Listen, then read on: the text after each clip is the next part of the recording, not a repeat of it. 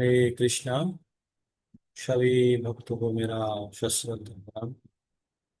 हम लोग और एक लगभग आ, ज्ञान के पथ में अग्रसर होते हुए एक चौथा भक्त दीक्षा क्लास के लिए अग्रसर रह रहा है, शुरू कर रहा है।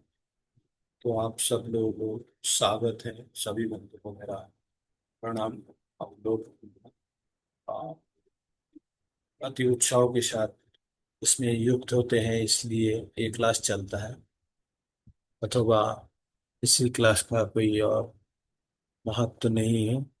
जब भक्त नहीं होता तब किसी जो प्रोग्राम होता है, अनुष्ठान होता है भक्ति का, वहाँ पे ज्यादा उत्साह नहीं रहता। तो आप लोगों का ये उत्साह के कारण ये जो भक्ति भिक्षा का क्लास चल रही है, आप लोगों सबको स्वागत है। मैं आप लोगों का चरण वंदन करता हूँ और सोचता हूँ कि आप लोग अच्छा ढंग से कृष्ण भक्ति कर पा रहे हैं। तो इसके पहले हमने दो अध्याय पठन कर, तीन क्लास हमने कर चुके हैं। तो तीन पाठ हमने पढ़ चुके हैं। तो हमने क्या क्या पढ़े, इसको प्रवेश करने से पहले हम एक काम कर लेते हैं। हम लोग भगवान को एक बार शरण कर लेते हैं। तो आप लोग अगर बोल सकते हैं तो मेरा साथ बोलिए अथवा श्रवण कीजिए। ओम नमो भगवते वासुदेवाय। ओम नमो भगवते वासुदेवाय। ओम नमो भगवते वासुदेवाय। ओम अज्ञानतिमिरान्धस्य ज्ञानञ्जनशलाकया चक्षुरुन्मीलितं येन तस्मै श्रीगुरुवे नमः। श्रीचैतन्यमनोभीष्टं स्थापितं येन भूतले स्वयं रूप कदा मह्यं ददाति शापदान्तिकम्।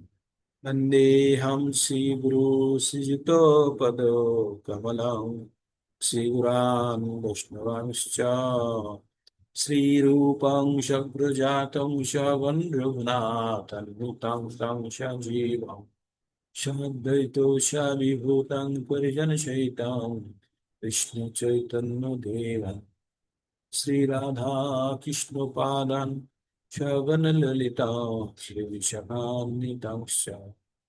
हे कृष्ण करुणा सिंधु दीनबंधु जगत्पते गोपेश गोपिकान्त राधाकान्त नमोऽस्तुते। तप्तो कंचन गौरांगी राधे वृंदावनेश्वरी विश्वभानुसुते देवी प्रणमामि हरिप्रिये।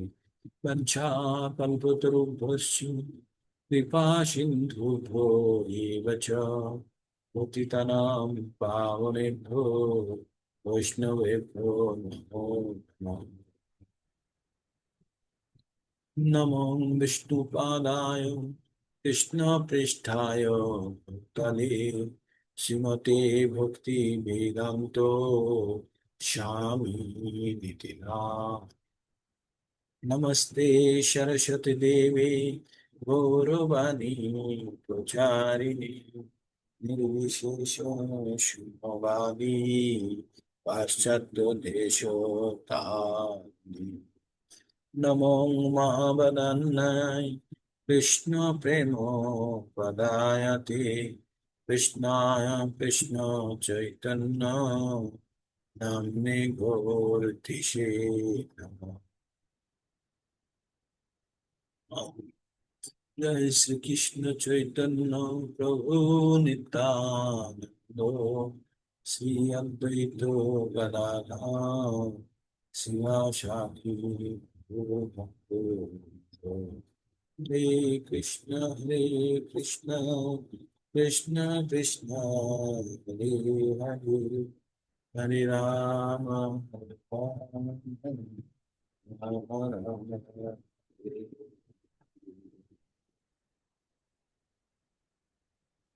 हरे कृष्णा।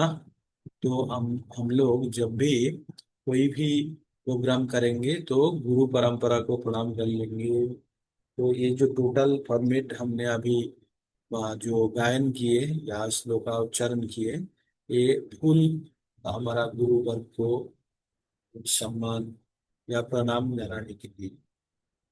वो प्रभुपाद जी का मंत्र और एक बार आप लोगों को रिक्वेस्ट करूंगा, मेरा साथ बोलिए। नमो ओम विष्णुपादाय विष्णु पृष्ठाय भूतले श्रीमते भक्ति वेदांतो स्वामी नामिनी। नमस्ते सरस्वती देवी गौरवाणी प्रचारिणे निर्विशेषे शून्यवादी पाश्चात्य देशोत्तारिणे। नमो ओम विष्णुपादाय विष्णुपृष्ठाय तले सुमते भक्ति वेदांतो श्याम इति नामिनी।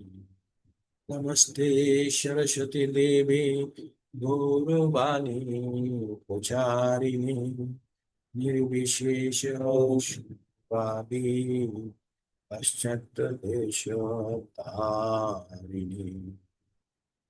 हरे कृष्णा। तो सभी को ये प्रणाम मंत्र आना चाहिए, बार बार प्रैक्टिस करना है।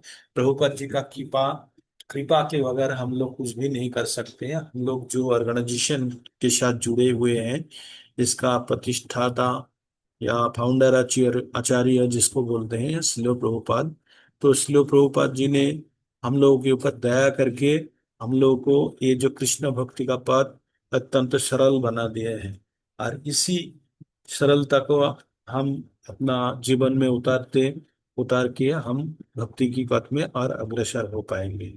प्रभुपाद जी का अगर जीवन का संग्राम देखें तो 69 ईयर्स उम्र में उन्होंने 69 साल का उम्र में उन्होंने पाश्चात्य देश में गए। जिस देश में प्रभुपाद जी ने लेक्चर दे रहे थे, वहाँ पे कोई हिंदी ना समझते हैं ना लोकल लैंग्वेज समझते हैं। और वो लोग जो अंग्रेजी लैंग्वेज में बात करते हैं, हमारा एसेंट के साथ बिल्कुल मिलता नहीं है। तथापि और उस टाइम पे क्या कल्चर चल रहा था? हिप्पी कल्चर चल रहा था। हिप्पी कल्चर का मतलब क्या है? जो युवक युवतियां हैं या साधारण मनुष्य है, बिना वस्त्र, कम वस्त्र में या बिना वस्त्र में उलंग होकर नशा करके रास्ता में पड़े रहते थे। और ना उनको आप शासन के दायरे में ले जा सकते, जेल में ले जाएंगे तो वहीं पे वो लोग ऐसे ऐसे हरकतें करते थे कि वो मर जाने का नाटक करते थे, या उनका स्थिति ये हो जाता था तो गवर्नमेंट भी उनको कंट्रोल नहीं कर पा रहा था। तो इस प्रकार विषम परिस्थिति में प्रभुपाद जी में न्यूयॉर्क में गए। जाके वहां पे सिर्फ उसी के पास कोई ताकत नहीं है, एक 69 ईयर्स एज का हम लोग तो बुढ़ा ही बोलते हैं हमारा देश में। तो इस प्रकार एक व्यक्ति किस प्रकार दूसरे को समझाते हैं, जो भगवान का भगवान के बारे में जो लोगों को कोई ज्ञान नहीं है और जो पक्का एथिस्ट है, मतलब नास्तिक है, उनको भगवान भक्ति का ज्ञान प्रदान किए, भक्ति प्रदान किए और उन लोगों को भक्त बना दिए। ये संभव है? आप बोलिए। हम लोग जब आपस में बात करते हैं, हमारा देश में अपना भाषा में किसी को भक्ति के बारे में बोलते हैं, वो जैसे आपने कहीं गुनाह कर दिया, उनके सामने कहीं गलती कर दिया, बोले कि ये कहीं उम्र हुआ भक्ति करने का? जब बुढ़ापा में आ जाएंगे, घा मतलब मरने का टाइम आ जाएगा, तब थोड़ा भगवान का नाम लेना है तो लो, नहीं तो इतना क्या जरूरत है? अभी हम हट्टा कट्टा है, अभी पैसा उपार्जन कर सकते हैं, कमा सकते हैं, कमा लेते हैं। कौन जानता है कब हम कमाने लायक नहीं रहेंगे। बहुत अच्छी बात है, आप पैसा जरूर कमाइए, लेकिन किसके लिए कमा रहा है वो भी थोड़ा ध्यान में रखना चाहिए। हमारा जीवन का उद्देश्य समझना चाहिए। तो प्रभुपाद जी का ज्ञान द्वारा पाश्चात्य देश को उन्होंने उद्धार किया था। तो ये जो प्रभुपाद मंत्र का अर्थ ये है, प्रभुपाद जी ने, जिन्होंने भगवान कृष्ण का अति प्रिय है, जिन्होंने विष्णु का चरण आश्रय लिए हैं। विष्णु और कृष्ण में कोई अंतर नहीं है यहाँ पे जो बोलने चाह रहा है, लेकिन जो लिटरल मीनिंग है वही बता रहा हूँ। जिन्होंने विष्णु का चरण आश्रय लिए हैं और कृष्ण का अति प्रिय है, अपना गुरुदेव का अपना गुरुदेव का वाणी को, गुरुदेव का जो आदेश को पालन करने के लिए उन्होंने पाश्चात्य देश गए और वहां पे उन्होंने भगवत भक्ति का ज्ञान प्रदान किए। और जो नास्तिक लोगों को उन्होंने ये जो जन्म मृत्यु या जो भी नास्तिक अवस्था से उनको उद्धार किए हैं और उनको भक्त बनाया है। और इस गुरु का हम चरण वंदन करते हैं फाइनली। एक्चुअली हम लोग क्या कर रहे हैं, हम लोग प्रभुपाद जी का वंदन कर रहे हैं ना, चरण वंदन कर रहे हैं ना। तो प्रभुपाद जी के पहले प्रभुपाद जी के बताते हैं, देन उनका गुरु के बारे में बताते हैं, और गुरु का आदेश और उसको ले जाके कैसे प्रभुपाद जी ने एग्जीक्यूट किया, ये समझ तो कुछ इसी श्लोक का अंदर है। तो और एक बार बता देता हूँ इसका अर्थ क्या है। हम उसी गुरु का चरण वंदन करते हैं जिन्होंने कृष्ण का अति प्रिय है और विष्णु का चरण आश्रय ले चुके हैं, जिन्होंने अपना गुरु का आदेश को पालन करने के लिए पाश्चात्य देश में गए, भगवत ज्ञान जो पाश्चात्य देश का वासी है, निवासी है, उनको ज्ञान प्रदान किए, उनको उद्धार किए, करने के किए। और उसी गुरु का हम चरण वंदन करते हैं। यह है प्रभुपाद जी का मंत्र का संपूर्ण अर्थ। तो हम हमेशा किसी भी शुभ काम और या दिन में जब भी समय मिलेगा, जैसे हम हरे कृष्ण महामंत्र शुरू करते हैं या कुछ भी करते हैं, प्रभुपाद जी का एक बार आश्रय ले लेते हैं, क्योंकि उनका कृपा के बगैर हम लोगों का जो गति है, हम लोगों का जो पथ है, उनमें प्रभुपाद जी इस प्रकार आचार्य है जो हम लोगों को ये मानव जीवन से को उद्धार करने के लिए उन्होंने संदेश दिया है। और उसी जो राह दिखाए, जो पथ दिखाए हैं, उसी पथ के हम अग्रसर हो रहे हैं। तो ये जो भक्ति भिक्षा क्लास है, यही जो नया डिवोटी जाते हैं, नया भक्त आते हैं, उनको साथ में लेके चलने के लिए और उनको ये चीज समझाने के लिए। तो हमने पिछले अध्याय में क्या क्या देखे हैं, पिछले क्लासेस में देखे मनुष्य जीवन का उद्देश्य क्या है। हम एक सीरीज भी चला रहे हैं, आप लोगों को रिकॉर्डिंग्स भी मिल रहा होगा, जीवन का उद्देश्य। जो हमने पहले अध्याय में पहला क्लास में किए क्या देखे, मनुष्य और पशु में क्या फर्क है। मनुष्य पशु क्या काम करता है, चार काम करते हैं मनुष्य पशु: आहार, निद्रा, भय, मैथुन। अगर मनुष्य भी वही काम करते रहे पशु की तरह, तो मनुष्य और पशु में ज्यादा अंतर नहीं। तो इसलिए मनुष्य और भी कुछ कर सकते हैं। क्या कर सकते हैं, अपना धर्म का पालन कर सकते हैं, उनका अतीत के बारे में सोच सकते हैं, उसका भविष्य के बारे में सोच सकते हैं, वर्तमान के बारे में सोच सकते हैं। लेकिन सामान्य प्राणी और कोई जो पशु है, इतना ज्यादा नहीं सोच सकते। वो लोग अपना चेतना बहुत सीमित है उनका, और उसी दायरा में इंद्र और सुख भोग में ही वो लोग लगे रहते हैं। जन्म मृत्यु जरा व्याधि तक वो लोग सोच नहीं पाते। वो लोग सोचते हैं आहार, निद्रा, भय, मैथुन तक ही वो लोग सीमित है। किंतु मनुष्य मनुष्य के पास बुद्धि है, इंटेलिजेंस है। भगवान ने हमको एक गाड़ी अगर बनाया है तो रोबोट नहीं बनाया, जो आप, लेकिन प्राणी जो है वो रोबोट की तरह है, संपूर्ण रूप से उसका हाथ में कुछ भी नहीं होता, उसका कोई भी कार्मिक रिएक्शन नहीं होता। जैसे दो प्रकार का जोनि होता है, एक होता है भोग जोनि और एक होता है कर्म जोनि। तो मनुष्य जो है, ये जो हम लोग मनुष्य है, हम लोग यहाँ कर्म कर सकते हैं, हमारा जो कर्म का फल मिलेगा। लेकिन जो पशु है या देवतागण है, उनको कर्म का फल, उन लोगों को, वो लोग भोग जोनि में है। इधर वो स्वर्ग सुख भोगेगा, नहीं तो नरक यंत्रणा भोगेगा। लेकिन जो भोगेगा वो अच्छा ही कर रहा है, वो कोई उपार्जन नहीं कर रहा है। जैसे मनुष्य जीवन में हम लोग अगर कोई अच्छा काम करे या पुण्य करे या पाप करे, हम पाप या पुण्य उपार्जन कर रहे हैं। लेकिन यद्यपि ये जो भोग जो नहीं होता है, जहाँ पे कष्ट पाते हैं या आनंद भोगते हैं, वहां पे कोई आय नहीं होता, वहां पे सिर्फ व्यय होता है, वहां पे सिर्फ खर्चा होता है ना। तो इस प्रकार हमें ये मनुष्य जीवन अत्यंत गुरुत्वपूर्ण है। किस प्रकार गुरुत्वपूर्ण है, एक नोबेल लाइफ है ये। नोबेल का इन द सेंस ये अत्यंत दुष्प्राप्य है। जो 84 लाख का स्पीसीज है, जो 84 लाख प्राणियों का जो प्रजाति है, उसके अंदर मनुष्य है 4 लाख। तो 4 लाख मनुष्य 4 लाख क्यों है, क्योंकि रजो सत्व तमो तीन गुण का प्रभाव से ये अलग अलग प्रकार का मनुष्य का नेचर होता है। जैसे हम लोग अभी क्लास में 25 भक्त बैठे हैं, जो हम श्रवण कर रहे हैं या पार्टिसिपेट कर रहे हैं। तो हम लोगों का क्या है, हम लोगों का जो जो कम्युनिकेशन है, हम लोग जो आपस में बात कर रहे हैं, ये 25 आदमी में ही या भक्त में ही सीमित है। इसके बाहर और कोई नहीं समझ पा रहा है। तो इस इस प्रकार लोगों का जो हम लोगों का जो प्रोग्राम है, हम इसी से हम आगे बढ़ते हैं, ये सोच के कि मनुष्य अपना जीवन का उद्देश्य समझे और उसी का दिशा में काम करे। तो प्रभुपाद जी ने हम लोगों का जो रास्ता दिखाया है उसी का अग्रसर होते हुए हम लोग क्या क्या पठन करेंगे। हम भगवत गीता पठन करेंगे, हम लोग भागवतम पठन करेंगे, हम चैतन्य चरितामृत पठन करेंगे। और अपना जीवन का उद्देश्य जानने के बाद हम सही दिशा में हमको चालित करेंगे कि जो हम भगवत भक्ति के पथ में आगे बढ़े। तो ये भगवत भक्ति जो भक्ति का पथ में जाने के लिए हम लोग क्या करेंगे, एक हम हरे कृष्ण महामंत्र का हम लोग हमेशा पठन करते हैं, उच्चारण करते हैं। तो अभी आप लोग मेरा साथ हरे कृष्ण महामंत्र का उच्चारण करेंगे। तो मैं धीरे धीरे बोलते रहूंगा, आप साथ में कर सकते हैं या म्यूट करके आप लाउडली कीजिए। ठीक।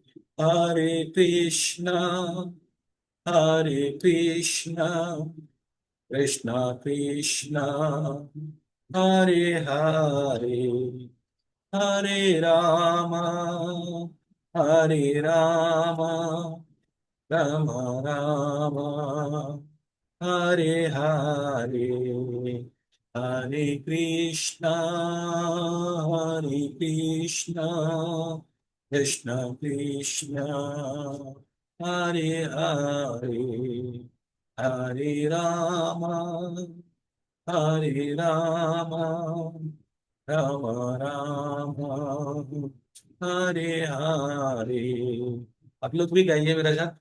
हरे कृष्णा, हरे कृष्णा, कृष्णा कृष्णा, हरे हरे, हरे राम, हरे राम, राम राम, हरे हरे।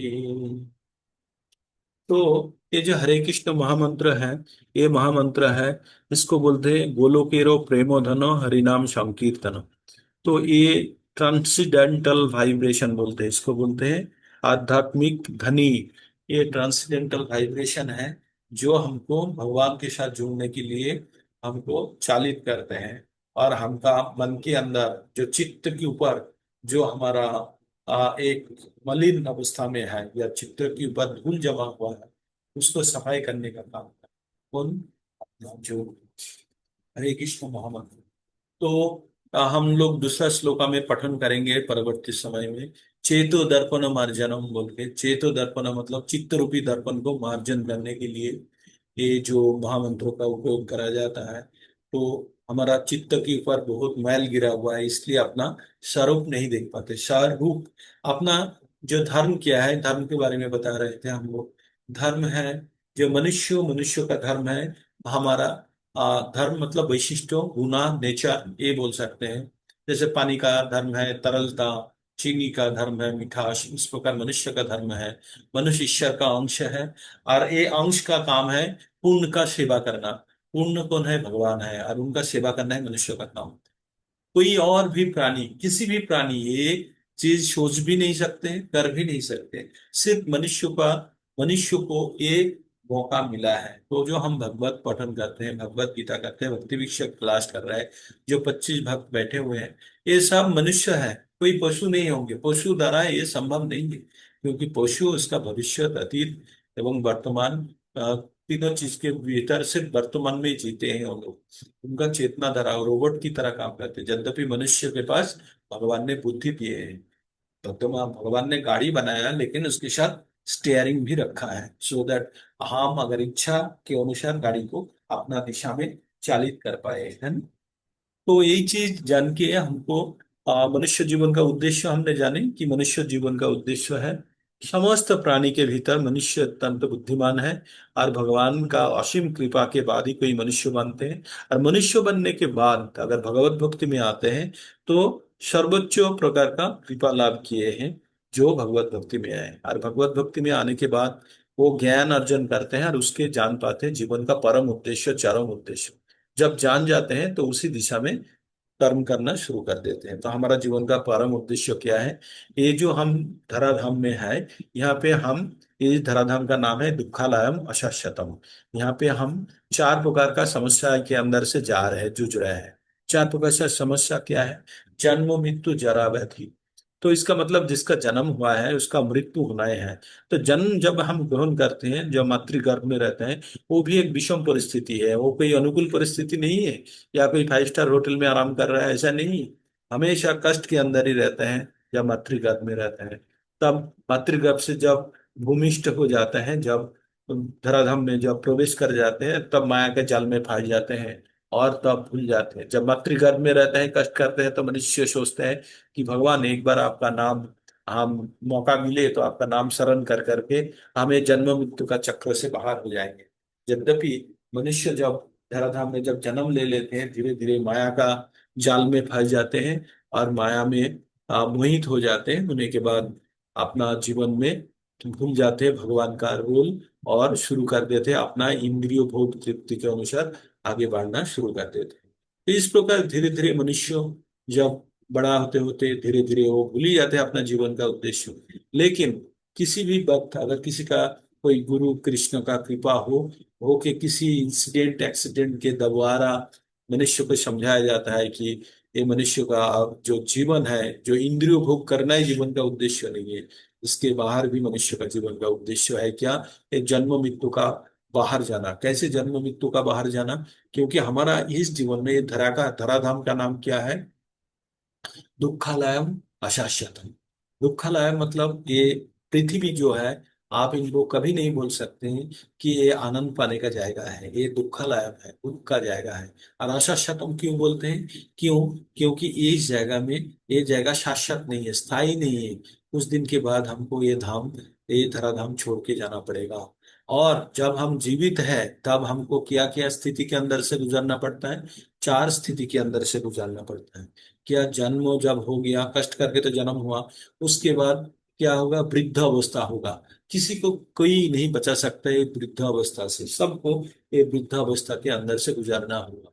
चाहे डॉक्टर बोलिए, इंजीनियर बोलिए, जो भी बोलिए, जो भी दवाई मेडिसिन जो भी खाइए, सबको एक दिन वृद्ध होना ही होगा, बूढ़ा होना ही होगा। और इस स्थिति में धीरे धीरे शरीर व्याधिग्रस्त होगा। जब व्याधि आ जाएगा, तब ये जो मशीन, जो हमारा शरीर, मशीन रूपी शरीर है, ये धीरे धीरे काम करना बंद कर देगा। उसके बाद क्या? मृत्यु आ जाएगा। अब ये मृत्यु यंत्रणा भी बहुत एकदम कष्टदायक है। तो हमारा किस प्रकार, कहाँ पे हम आनंद है? हम जब जन्म ले रहे हैं तब भी कष्ट है, जब हम ये भौतिक जीवन में है तब भी कष्ट, और थोड़ा बहुत कभी कभी सुख मिल जाते हैं। मतलब 90% टाइम अगर कष्ट कर लेते हैं तो 10 मिनट 5 मिनट का सुख मिल ही जाता है।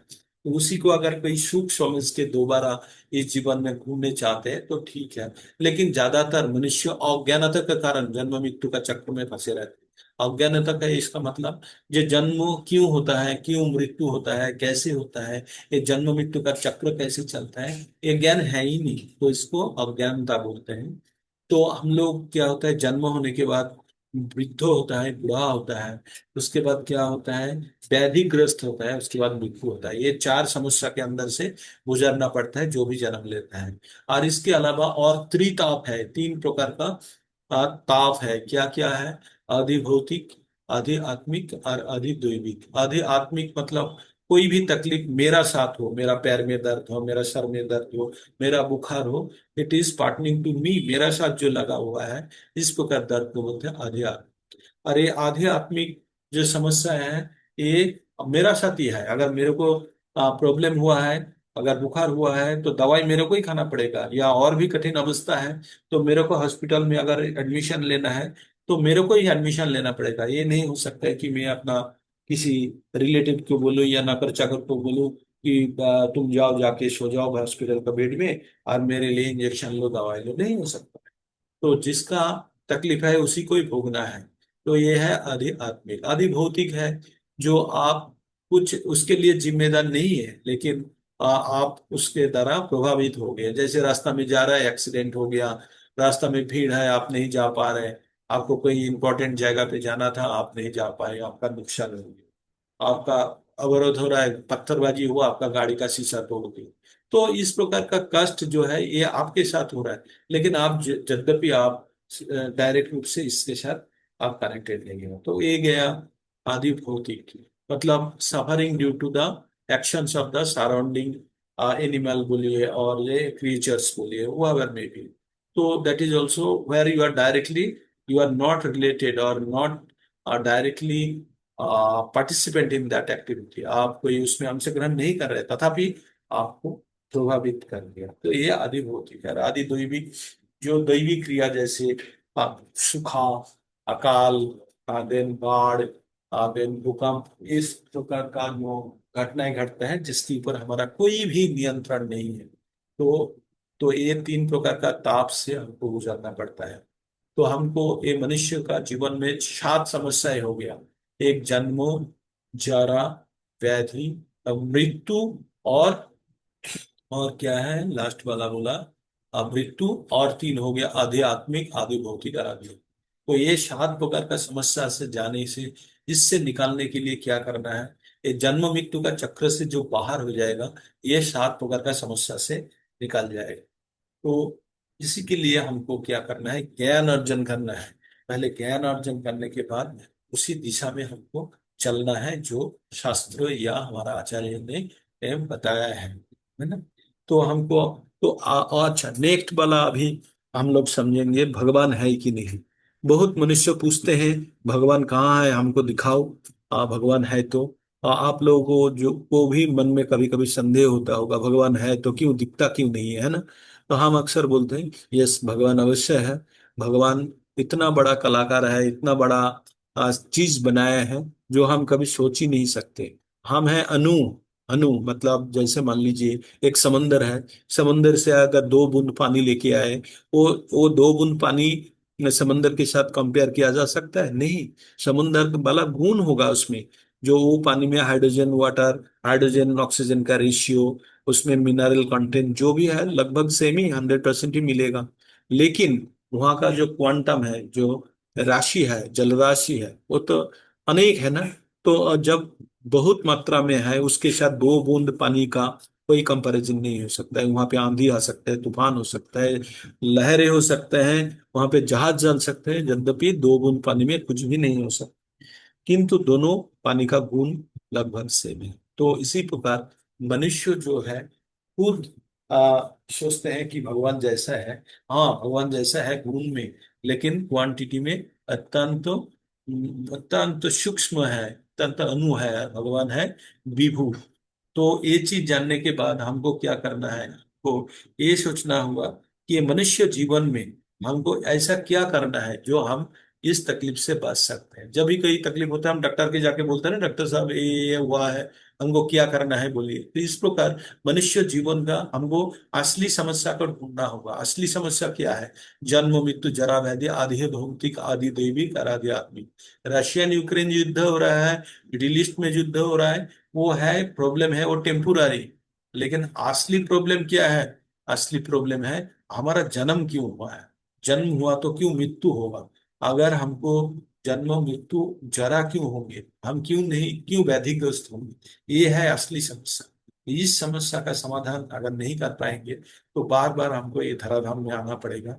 और यहाँ से हमको वही एक ही, आप यही मत सोचिए यूक्रेन रशिया का युद्ध अभी शुरू हुआ है। इस प्रकार युद्ध दुनिया जब से सृष्टि हुआ है तब से ही युद्ध हो रहा है। ये यद्यपि ये ज्ञान हमको भगवत गीता का ज्ञान कहाँ मिला, ये युद्ध क्षेत्र से मिला है। तो आप जीवन का जो युद्ध का जो क्षेत्र है वो धीरे धीरे परिवर्तित होते हो सकता है, लेकिन युद्ध तो आपको करना ही पड़ेगा। एंड दैट इज, ये जो संग्राम है, ये जो लड़ाई है, ये हमेशा था, है और भविष्य में भी चलते रहेगा। तो इससे बचने का रास्ता क्या है, हाउ टू एस्केप दिस। इससे बचने के लिए one need not to take part. जैसे भगवान 2 नंबर अध्याय में 27 नंबर श्लोका में बताते हैं, बोलते हैं जातुष्व ही ध्रुवो मृत्यु, जिसका जन्म हुआ है उसको मृत्यु बनाए। ध्रुवं मृत्यु, ध्रुवं जन्म मृत शरीरम। ध्रुवं क्या बोलते हैं, उनका जन्म होगा जिसका मृत्यु हुआ है। इसका मतलब जिसका मृत्यु हुआ है उसका जन्म होगा, जिसका जन्म हुआ उसका मृत्यु होगा। इसका मतलब कोई राहत नहीं है, जन्म मृत्यु का चक्र चलते रहे। लेकिन भगवान अलग अलग जगह पे बताया है कि ये जन्म मृत्यु का चक्र से कैसे बाहर आ सकते हैं। भगवान विभिन्न जगह भी बोले हैं, तो हमने 4-5 जगह हमने नोट किए हैं। तो इस प्रकार भगवान एक जगह पे बोलते हैं, भगवान के बारे में जिसने ज्ञान अर्जन कर लिया तो भगवान के जन्म मृत्यु का चक्र से बाहर जा सकते। कैसे? भगवान 4.4.9 पे बोलते हैं, जन्म कर्म जामे दिव्यम एवं जो व्यक्ति तत्ततः तक्ता देहं पुनर्जन्म नैति मामेति शंभुजन।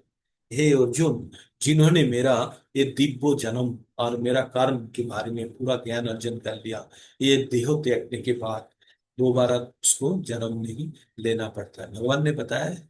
और क्या बताया है? भगवान ने बताया जो मृत्यु के समय में जो भगवान को शरण कर लेते हैं वो भी जन्म मृत्यु का बेड़ा से मुक्त हो जाता है, तो भगवान का भाव प्राप्त करते हैं, भगवान का धाम प्राप्त कर लेते हैं। और भगवान बोलता है, मन मना भाव मद भक्त मद्दा जिमाम नमस्कुरु मामे वो ईश्वसी सत्तम ते प्रति जाने प्रिय। भगवान ने बताया कि आप मेरा भक्त बनो, मेरा मेरे को नमस्कार करो, मेरे मन और बुद्धि लगाओ, लगा के मेरा उपासना करो, तो आप अवश्य मेरे को प्राप्त करोगे, इसमें कोई संशय नहीं है। मैं आपको प्रतिज्ञा कर रहा हूँ, मैं आपको बता रहा हूँ, ये अवश्य आप मेरे पास आओगे। और भगवान बताते हैं, जो इदम परमम गुह्यम मद भक्तेषु अभिलाष्यते भक्ति मई परम कित्ता मामे वो संशय। भगवान बताते हैं, जो ये परम ज्ञान जो मेरा भक्त के अंदर बांटते हैं, उससे ज्यादा प्यारा कोई है ही भी नहीं या नहीं भी होगा, और वो हमेशा मेरा पास वापस आ जाएंगे। वो मनुष्य सबसे प्रिय है मेरा, और वो अवश्य मेरा पास वापस आएंगे। तो इस प्रकार भगवान अलग अलग रास्ता बताया है, हम धीरे धीरे उसके अंदर प्रवेश करेंगे। तो भगवान है, उसका अस्तित्व भगवान ने अलग अलग चीज के अंदर से बताया। जैसे मान लीजिए, ये हमारा ब्रह्मांड है, ये जो सूर्य सूर्य सन है, then moon, all the planets are there, तो ये लोग अलग अलग ऑर्बिट में घूम रहा है, झूम रहा है, जो जिधर मर्जी भगवान के दिए गए नियंत्रित वाला रूल के अनुसार वो लोग चल रहा है। ऐसा नहीं कि चंद्रमा आया सूरज के ऊपर गिर गया, सूरज आया धरती के ऊपर गिर गया, ऐसा नहीं है। लेकिन सब हवा में तैर रहा है। कैसे? आप कभी सोच सकते हैं? जो एक एक गोलोक एक हवा में तैर रहा है, और उसके बगल में भी और कोई घूम रहा है, वो खुद घूम रहा है, मनुष्य उसमें कभी लटक रहा है, सर पर पैर नीचे, मतलब अलग अलग जैसे गोल है, तो कभी आप किसी और जगह पे सापेक्ष में उसको अगर देखेंगे, कभी आपको लगेगा उल्टा कहीं लटका हुआ है, कहीं सीधा खड़ा है ना। इस प्रकार आपको दूर से देखने को मिलेगा जब कई न्यूट्रल पॉइंट्स देखेंगे। लेकिन जब हम धरती के ऊपर है तो इसलिए हमको पता नहीं चलता है कि हम ऊपर है या नीचे है, किसके रेस्पेक्ट में हम ऊपर है नीचे गिनेंगे है। तो ये जो इतना सुचारू रूप से जो समस्त प्लैनेट, जो ग्रह नक्षत्र सब चल रहा है एक दूसरे के साथ धक्का नहीं, किसने बनाया? तो इस प्रकार एक स्टोरी है। ये आइंस्टाइन जो साइंटिस्ट है, वो भगवान में बिलीव करते थे, भगवत गीता काफी बार पढ़ चुके हैं, और उनसे द्वारा वो काफी इंस्पायर्ड थे। तो वो आस्तिक थे, उनका एक दोस्त साइंटिस्ट हो भी, वो नास्तिक थे, वो बोलते हैं भगवान होता ही नहीं है कुछ। तो वो बोलते हैं आप, उनका घर में एक दिन डिनर में इनवाइट करता है करके, उसका रूम में ले जाता है, ले जाके दिखाता है कि जो सोलर सोलर सिस्टम है ना, उसको बहुत सुंदर ढंग से बना के रखे हुए हैं, बहुत सुंदर ढंग से बना के रखे।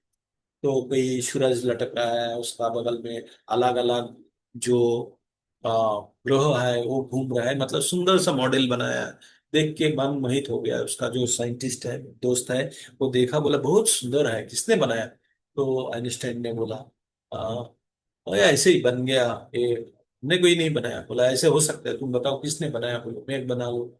तो बोला नहीं, ये ये ऐसे ही बन गया, ये हमने थोड़ी बनाया, मनुष्य नहीं बनाया, ये ऐसे ही बन गया। तो फिर बोला, नहीं आपको बताना पड़ेगा, ऐसे नहीं बन सकते, ऐसे कैसे बन सकते, इसका तो कहीं ना कहीं तो सृष्टा होगा जिन्होंने इसको बनाया। तो फिर आइंस्टाइन बोलता है, इसका सृष्टा मैं हूं, मैं बनाया।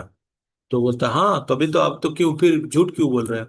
तो बोलता है, अगर मैं छोटा मनुष्य होके इस प्रकार का अच्छा सा एक मॉडल बना सकता हूँ, तो भगवान भगवान क्यों नहीं ये समग्र विश्व का मालिक होके कितना अच्छा ये धरती बनाया है, जितना सुंदर है। तो कैसे बनाया? भगवान ने बनाया ना। तो इसका मतलब, और उसका दोस्त को यही बोलने चाह रहा था, अगर भगवान ना हो तो ऐसे ही धरती सृष्टि हो गया, ऐसे ही विश्व ब्रह्मांड सृष्टि नहीं हुआ है, तो इसके पीछे कोई चालक होगा। और कोई और एक एग्जांपल से जैसे बोलते हैं, जैसे देखिए प्रकृति का कितना अच्छा नियम है। जो हम लोग गाय पालते हैं घर में, गाय या जो भी गाभी या जो भैंसा पालते हैं वो तो सूखा भूसा खाते हैं ना, सूखा भूसा देते हैं। और नेक्स्ट डे की क्या करते हैं, वो गाय ने दूध दे देते हैं हमको, है ना। तो सूखा भूसा के अंदर से हमको क्या प्राप्त करते हैं, हम दूध प्राप्त करते हैं। तो ये भगवान का सृष्ट जीव है। क्या अगर मनुष्य को बोला आप मशीन में ले जाओ, ले जाके ये दूध को, ये जो भूसा है भूसा को मशीन के अंदर डालो, डाल के इससे दूध निकालो, निकाल पाएंगे? नहीं निकाल पाएंगे, ये संभव नहीं है। लेकिन भगवान का सृष्ट जीव ये कर देते हैं। यद्यपि हम आंखों के सामने देखते हैं, तथापि हम भगवान का अस्तित्व पर ठीक ढंग से स्वीकार नहीं करते। लेकिन आप अगर सही दिशा में इसको सोचे कि इसने बनाया किसने, इस प्रकार का मैकेनिज्म किसने बनाया, तब आपको लगेगा जरूर कोई बनाने वाले होंगे, और जिसने बनाया वो कितना बुद्धिमान है। तो हम जो मनुष्य हैं, जब हम किसी चीज का आंखों के सामने नहीं देखते तब बिलीव नहीं करते हैं। तो बोलते हैं ना, सीइंग इज बिलीविंग। तो हमेशा ये सीइंग इज बिलीविंग सत्य नहीं होता, क्योंकि आप कोई मूवी देख रहे हो, देखते हैं एक आदमी को पीटा जा रहा है, तब आप सोचते हैं जो पीटा जा रहा है उनके प्रति आपका समर्थन चला जाता है ना तुरंत, इसको क्यों पीटा जा रहा है भाई बोल के आपका समर्थन चला जाता है। लेकिन बाद में पता चलता है वो जो व्यक्ति को पीटा जा रहा है वो कुछ देर पहले और किसी का हत्या करके आया या अत्याचार करके आया। तब आप बोलेंगे ठीक है ठीक है, इसका मतलब हम कोई भी चीज जो देख रहे हैं, उस मोमेंट में जो देख रहे हैं उसके हिसाब से विचार करें तो हमेशा ठीक भी नहीं हो सकता है। तो तीन प्रकार का प्रमाण होता है। एक होता है प्रत्यक्ष प्रमाण, जो हम देखते हैं या सीधा देख ही रहे हैं, ऑब्जर्व कर रहे हैं। और होता है अनुमान प्रमाण, जो हमने आइडिया लगाते हैं ये हुआ तो ये हो सकता है। और तीसरा होता है शब्द प्रमाण। शब्द प्रमाण ही सबसे ज्यादा प्रामाणिक माना जाता है, जो परंपरागत रूप से जिसको सुन के एक दूसरे से ज्ञान का ट्रांसफर होता रहता है। जैसे एक बच्चा अगर पूछेंगे उसका पापा कौन है, तो अगर डीएनए टेस्ट करने जाएंगे, जो अवेलेबल एडल्ट है जिसके द्वारा संतान उत्पन्न हो सकता है, तो इस प्रकार अगर ढूंढना शुरू करे तो उसका पूरा जिंदगी खत्म हो जाएगा, तथापि वो सबका डीएनए टेस्ट नहीं कर पाएंगे, है ना। तो लेकिन वो बच्चे अगर आराम से उसका मम्मी से पूछे जी मेरा पापा क्या है, तो उसका मम्मी का जो वर्ड है उसको अगर उन्होंने ग्रहण कर लेता, तो उनका सब जो प्रश्न का हल हो जाता है। तो इसलिए हम शब्द प्रमाण के ऊपर ज्यादा गुरुत्व देते हैं। अनुमान या जो प्रत्यक्ष प्रमाण होता है, प्रत्यक्ष प्रमाण में त्रुटि क्या है, जो हमारा जो इंद्रिय है जिसके द्वारा हम उसको दर्शन कर रहे हैं या श्रवण कर रहे हैं या जो भी है जो ऑब्जर्व कर रहे हैं, वहां हमारा गलती हो सकती है। क्यों? क्योंकि हमारा इंद्रिय अपूर्ण है, इसलिए हमको ज्यादातर हमको शब्द प्रमाण के ऊपर ही ज्यादा भरोसा करना है ना। तो हम जब भगवान का अभी हम लोग क्या करेंगे, भगवान का मंत्र को हम इसको पठन करने का प्रयास करेंगे। आप लोगों को इसको मुखस्त करना है, रट्टा बनना है किसको, भगवान का। तो कंठस्थ करें किस प्रकार, तो हम बता रहे हैं, मेरे साथ साथ बोलिए। हे कृष्णा करुणा सिंधु दीनबंधो जगतपते गोपीश गोपिका कांतो राधा कांतो नमोस्तुते। हे कृष्णा करुणा सिंधु दीनबंधो जगतपते गोपीश गोपिका कांतो राधा कांतो नमोस्तुते। तो इसका अर्थ इस प्रकार है, हे मेरा प्यारे कृष्ण है, आपका करुणा, आप करुणा के सागर है और दीन दुखियों का बंधु है। आप गोपियों का पति, राधा रानी का प्रियतम है। और मैं मैं श्रद्धा युक्त प्रणाम आपको निवेदन करता हूँ। तो ये जो भगवान, हम प्रभुपाद जी का मंत्रोच्चारण करते हैं, हम कृष्ण का मंत्रोच्चारण करेंगे, तो उच्चारण हम कोई भी अनुष्ठान शुरू करने के पहले ये मंत्र को अवश्य ही उच्चारण करेंगे। तो आप लोगों को इसको कंठस्थ करना होगा, हाँ? और हरे कृष्ण महामंत्र तो हमने पाठ कर लिया। और हरे कृष्ण महामंत्र का महिमा क्या है, जैसे ये पाठ करने के लिए या आपको उच्चारण करने के लिए कोई पैसा खर्चा नहीं है, कोई किसी को कोई कर नहीं देना पड़ेगा, कोई गवर्नमेंट टैक्स नहीं लगाएगा, नहीं। और आपको भी कोई शारीरिक परिश्रम भी नहीं। आप जीवा की तरह भगवान का पवित्र नाम का जाप करेंगे। हरे कृष्णा कृष्ण कृष्ण हरे हरे, हरे राम राम राम हरे हरे। शुरू में आप लोगों को लगेगा कि ये सामान्य शब्द है, लेकिन धीरे धीरे जब इसके प्रति आपका रुचि बढ़ेंगे, और जब जान पाएंगे तब इसके प्रति आसक्ति बढ़ना शुरू हो जाएगा। तब हमको इसका महिमा और अच्छा ढंग से जानेंगे, और मन भर भर के इसको हम सुबह शाम इसका जप करेंगे, भगवान का नाम लेते रहेंगे, है ना। तो हरे कृष्ण महामंत्र का महत्व तो बहुत है।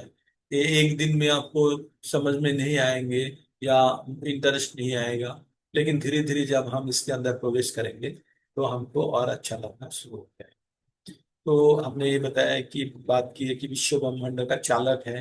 ये दो तरीका से, एक सोलर सिस्टम के द्वारा जाने, और हम जाने हैं कि हमारा जो बुद्धि है अत्यंत सीमित है, हमारा छोटा सा दिमाग है, लेकिन भगवान विभु है, उनका बुद्धि और बहुत कुछ है। और हमने गाय का भी एग्जाम्पल जाना है, जो कैसे उन्होंने मिल्क प्रोड्यूस करते हैं, किस प्रकार का मशीन है। हमारा देश का राजनेता भी कभी ने बोल दिए कि आलू डाल के सोना निकाल देंगे, है ना।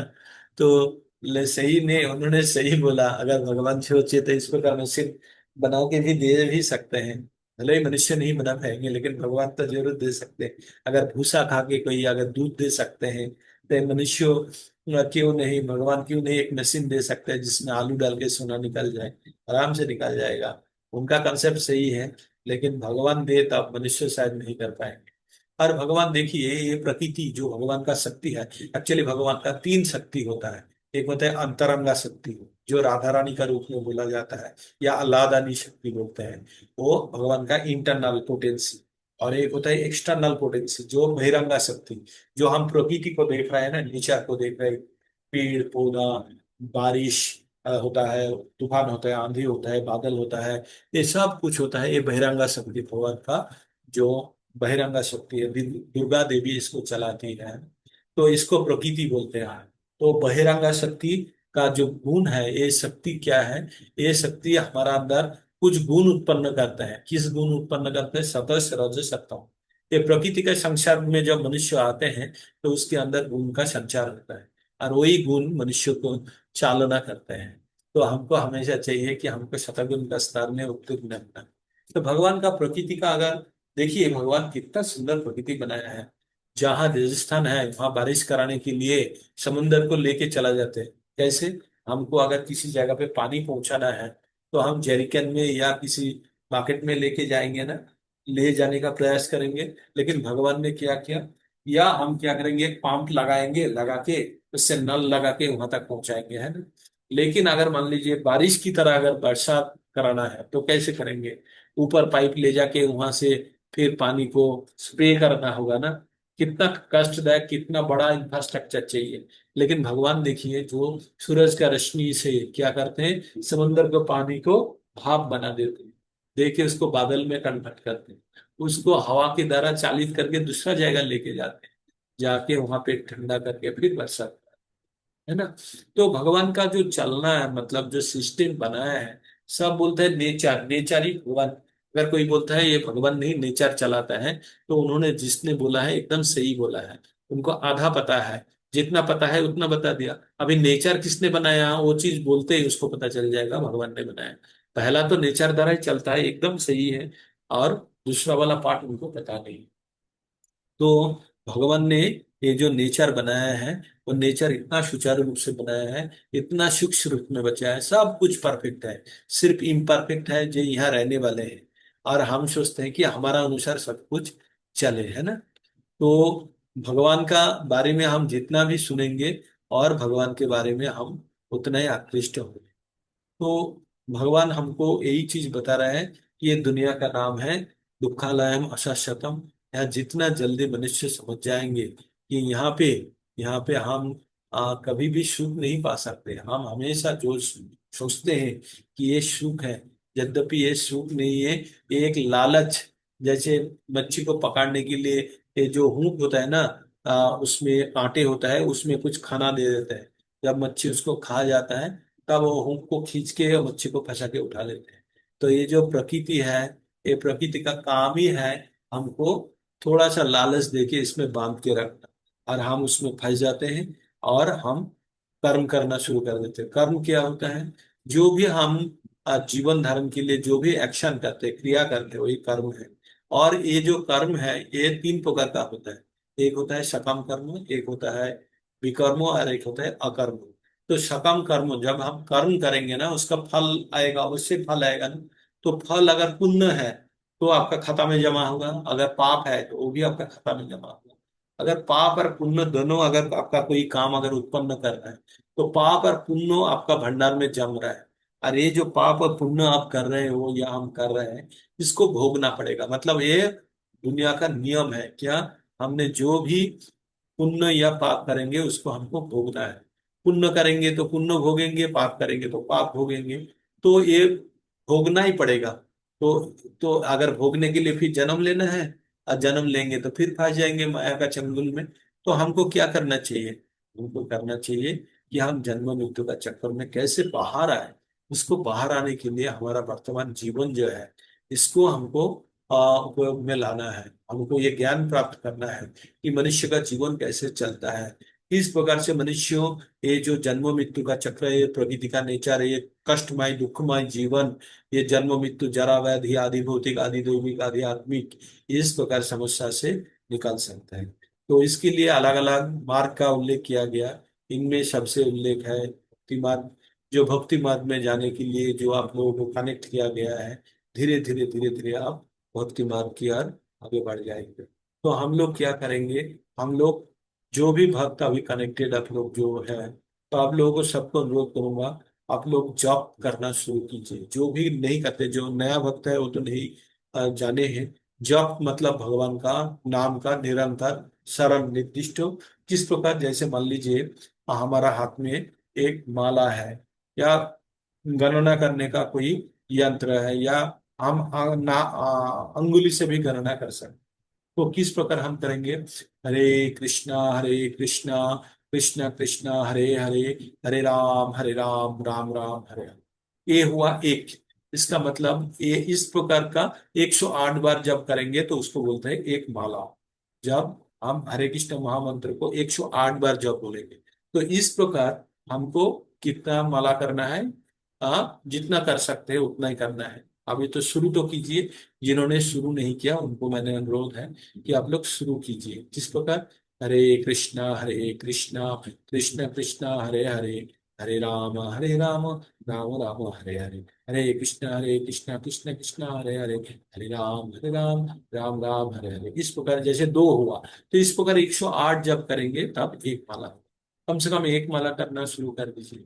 और गिनने के लिए जपमाला मिलता है, अगर जिसका नियर बाय इस्कॉन मंदिर है वहां से आप भगवत गीता अगर आपने संग्रह नहीं किया तो कर लीजिए। और प्रभुपाद जी का छोटा पुस्तक भी होता है, बहुत संग्रह कर सकते हैं, अच्छा अच्छा पुस्तकें हैं।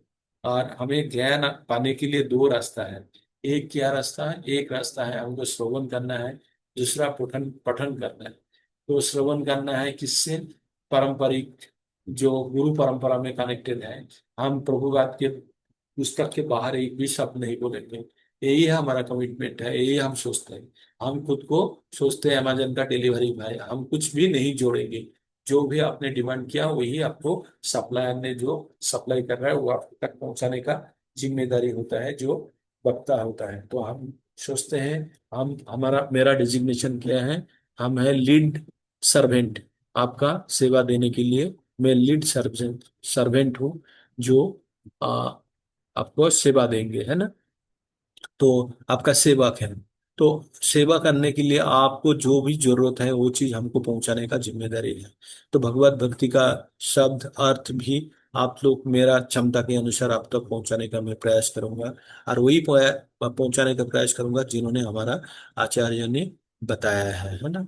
तो हम लोग माला जप करने का शुरू कर दीजिए आप लोग। और इसका जो आनंद है ना, ये तुरंत नहीं मिलेगा, समय लगेगा। और उसके बाद हम धीरे धीरे इसका आनंद ले पाएंगे। और भक्ति का दिखवा नहीं करना है, किसी को दिखाना नहीं है कि तिलक लगा के गला में कंठी लगा के हम बड़ा भक्त हो गए, नहीं। ये अंदर का चीज है, हाँ। ये अंदर का चीज है। हम भक्ति जो है भगवान के से युक्त होने का पद्धति है। बाहरी वाला व्यक्ति को पता भी नहीं लगना चाहिए, जरूरत नहीं है कि सबको बताने का कि हम भगवान का भक्ति कर रहे हैं। तो अगर कोई इंटरेस्ट दिखाता है तो उनको बताते हैं, अथवा हमारा काम इंटरनली चलते रहेगा। तो कि किसी को डरना डराना नहीं है या कुछ भी डरना नहीं है। हमको रियलिटी जानना है। जैसे अगर आपको भगवत भक्ति ना करे तो मनुष्य नरक जाएगा, ये जाएगा, इस प्रकार का बात बताया जाता है। तो वो जो बताते हैं, लेकिन सच है। तो उससे डरना नहीं है। हम क्यों जाएंगे? पुलिस है आपका देश में, अगर पुलिस होते हैं हमारा देश में, तो पुलिस क्या हमको पकड़ के ले जाने के लिए है? ना कोई दुर्वृत्त है उनको रोकने के लिए है? उनको पनिशमेंट देने के लिए। हम रास्ता से अगर रास्ता का नियम मान के चलेंगे तो हमें तो कोई तकलीफ नहीं। कम से कम हमें तो अच्छा है, हम पुलिस जहाँ है हम सोचते हैं यहाँ चोर चंगुल नहीं होंगे। हाँ। तो तो वो हमारा कॉन्फिडेंस है। लेकिन चोर को क्या लगता है, अरे यहाँ पे पुलिस है यार, हम पकड़े गए तो हमारा ये हो जाएगा, क्या नाम है, हम फंस जाएंगे, है ना, तो उसको अवॉइड करेंगे। लेकिन अगर आम सामान्य मनुष्य हो तो पुलिस के नजदीक से जाने का प्रयास करेंगे कि कोई खतरा नहीं है, कोई यहाँ पे दुर्वृत्त नहीं हो सकता। तो इस